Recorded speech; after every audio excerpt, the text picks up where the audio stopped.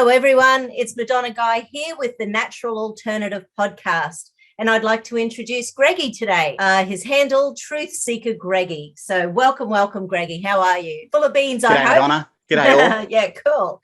So I was reading your Going bio. great, yes. You've been around quite a while in this field. And I just sort of wanted to give a little bit of a background, because obviously you're moving forward with several of the things you've been doing for the last 10, 20, 30, 40 years. So it's sort of time to, you've been on radio and newspaper in Australia, you've written a book, you've been on the project, you've sort of done all sorts of interviews. And you were in the Best and Brightest of Queensland's Best and Brightest a few years ago. So only farmer ever to have made the list. How cool is that? Oh, well, only farmer that year. I don't know that I can say ever. That's pretty cool. That's pretty awesome. But it's, look, it's funny. And a lot of that, Madonna, around the years 2013, 14, 15, had an incredible surge of interest in my life and what I was doing. And as a farmer, I broke away from the major milk processors. And in our case, we were supplying a big milk company called Paul's, which is now owned by Lactalis France. And we formed our own milk company, Scenic Rim for Real Milk.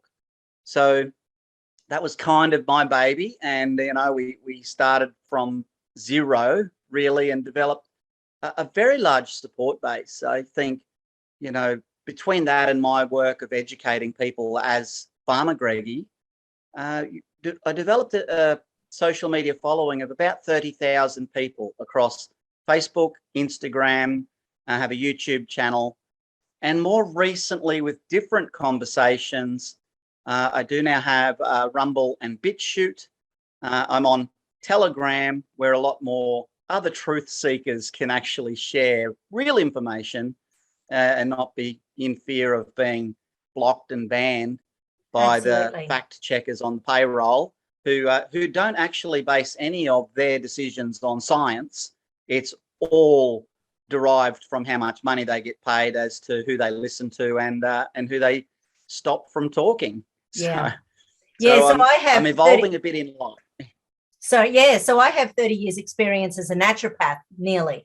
So sort of we're coming to the same place from two different perspectives. You from your farming background with milking, and me from a lot of the congresses that I go to over the years have many researchers who are putting together all sorts of natural sort of things in combination, but then they just drop little things occasionally, like what the United Nations is doing in relation to our health, or what the World Health Organization says in relation to health. And from a natural perspective, you can imagine a lot of it it's not congruent with what I believe is about health.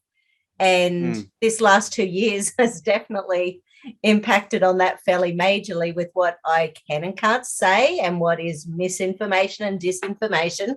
And then when you actually look at the data and the information behind there, it's just a whole other world with what we're being told and what we're being not told. It's crazy, and it's a little bit hard to know exactly why. I can't explain exactly why some of us are wide awake and able to see through the bullshit. Yes. And some of us are completely asleep, and we all have family members and friends who we love dearly, and they cannot see or understand what we see, what we're talking about, and they believe we're crazy. Yes. And they believe that this is mass psychosis, and they think we're the ones hypnotized here. Yes. But it's actually the complete opposite.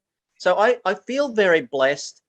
And I guess for me, I grew up a Catholic, and I kind of went away from organized religion, but I feel like I've come back to God in recent times, and I believe in, that greater power. And I actually think amazing things are happening right now. This is the most incredible time to be alive on the planet. Yes. There is an awakening globally, and there's a connection of people just like you and I talking right now. We, probably knew each other 40 years ago, or not. I don't know. You're a bit younger than me. I can't go back too far, but yes.